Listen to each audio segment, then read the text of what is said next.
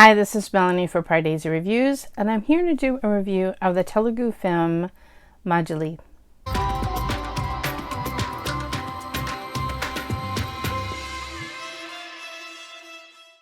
If you're new to Pardesi Reviews, I do film reviews and trailer reactions to Telugu, Tamil, Malayalam, and Hindi cinema.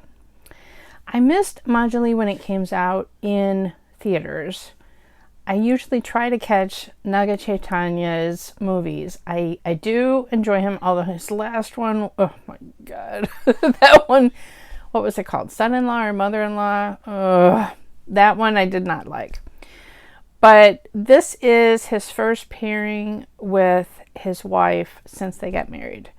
And I do absolutely love Samantha Akkineni. So Naga Chaitanya plays a cricket player.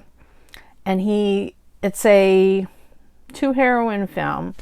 I don't know how much spoilers to give. Okay, I'm going to have a spoiler-free section, and then I need to talk about some flaws in the film that I will talk about in a spoiler section at the end of the video. So spoiler-free, there's sort of an interesting meet-cute, and he meets the daughter of a naval officer played by Atul Kulkarni, who I absolutely love him as a character actor, and he crosses over all different industries. Anyway, love him, but he can be very, fierce. There is a villain played by Subbaraju. Something happens, parts the lover, and then the interval point is amazing. I'm not going to spoil what it was, but it was really well done, marking the two halves of the film. And then there's a second heroine, which is Samantha, in the second half of the film. And there's problems in their relationship, and an outside person comes in and kind of forces them to re-examine their relationship. I think this is possibly the best role that I've ever seen Naga Chaitanya do. He's really good as the brash cricket player. I can't speak about his cricket skills, and if that looked realistic, I don't know. Okay, I don't know anything about cricket. It was fine. But his cricket playing is not the focus of the film. That's just to set up what kind of a person he is and how cocky and arrogant he is. And just assuming everything is going to come his way. And then there's quite a few action scenes, especially with sort of a gang, Subbaraju's gang, so there's quite a few action scenes, which Naga Chaitanya, this one was filmed well.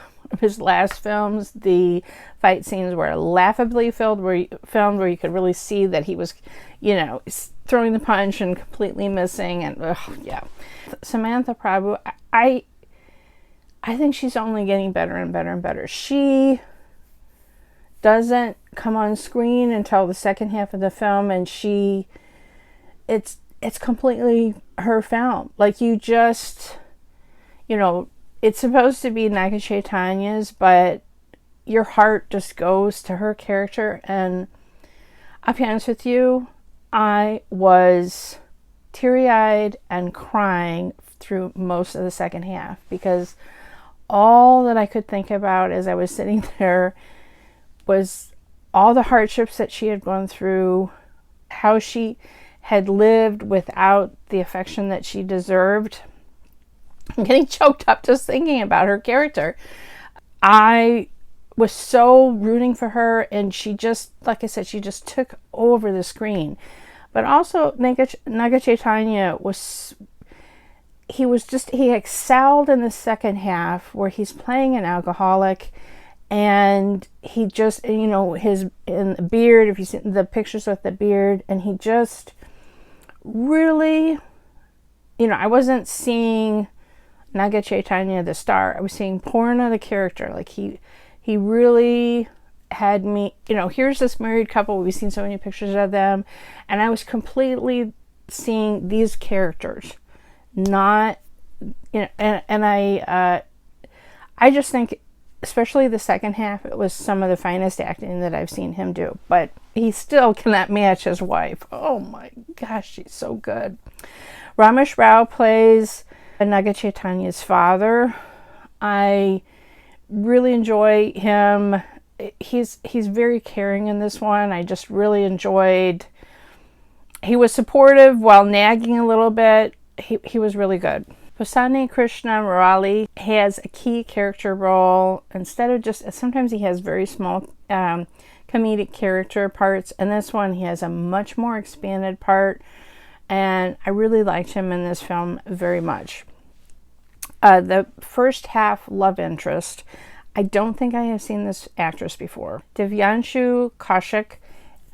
She was okay. I think she had decent chemistry with Naga Chaitanya, but it was, I don't know if I completely bought the epicness of their love story. This is the same director that did Nino Kori, which was a very interesting offbeat love story with Nani. And that was a film, was really different, and I really did enjoy that one. I mean, Nani is the kind of actor that can really pull off a movie like that. So now we're getting into some spoilers. So if you haven't seen the film, I do recommend it. It's above average. It's streaming now on Amazon Prime in the US.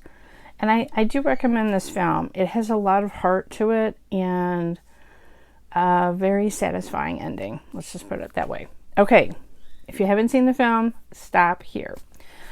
I tried to keep it as spoiler-free as I could. And this film, in some ways, feels like an old-fashioned story, but there were several updates and surprises that, I don't know, it still felt fresh, even though in some ways it was the kind of filmy story that is almost as old as time.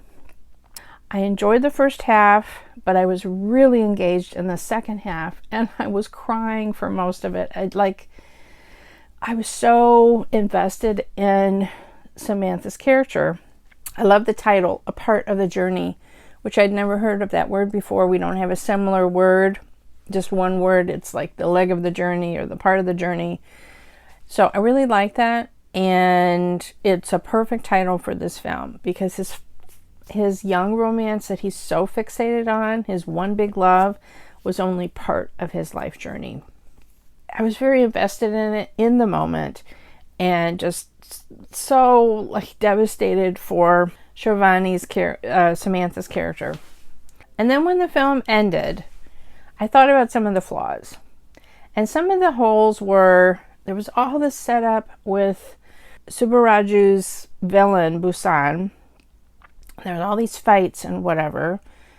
And then I get to the end of the film, and so they had set up, and then there was nothing with that thread. It was like he existed to create the almost rape scene with Anshu, the first girlfriend.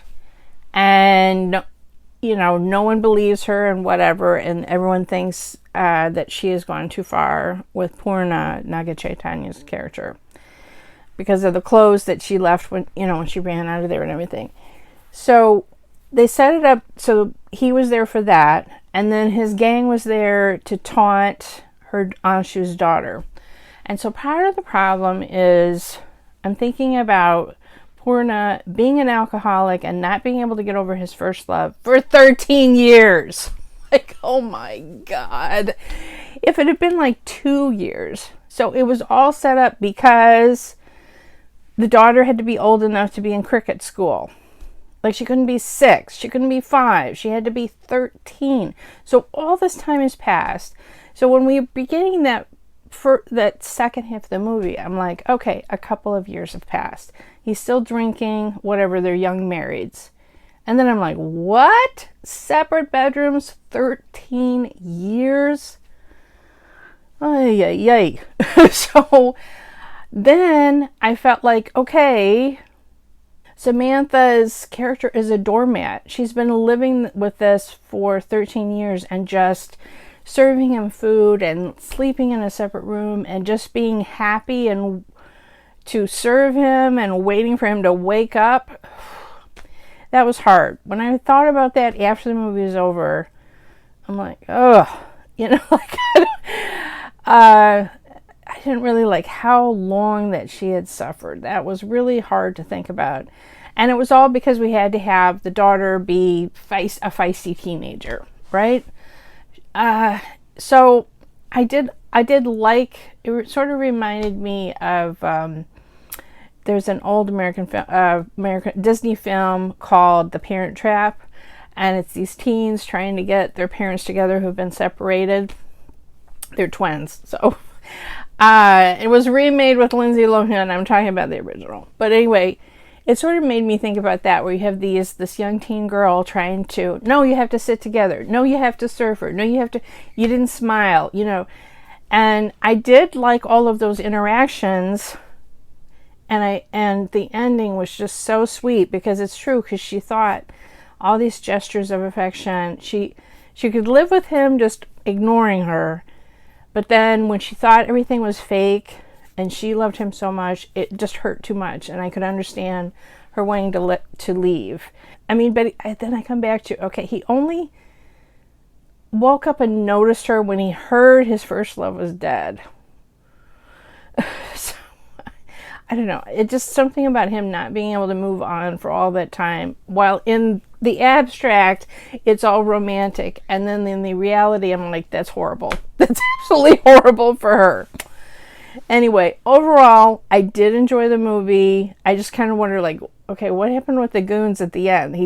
They continued to be goons and horrible, and there was no, like, so maybe the script could have used some work. There was a little bit of holes there, but overall, I did enjoy it. And what elevated it were those performances.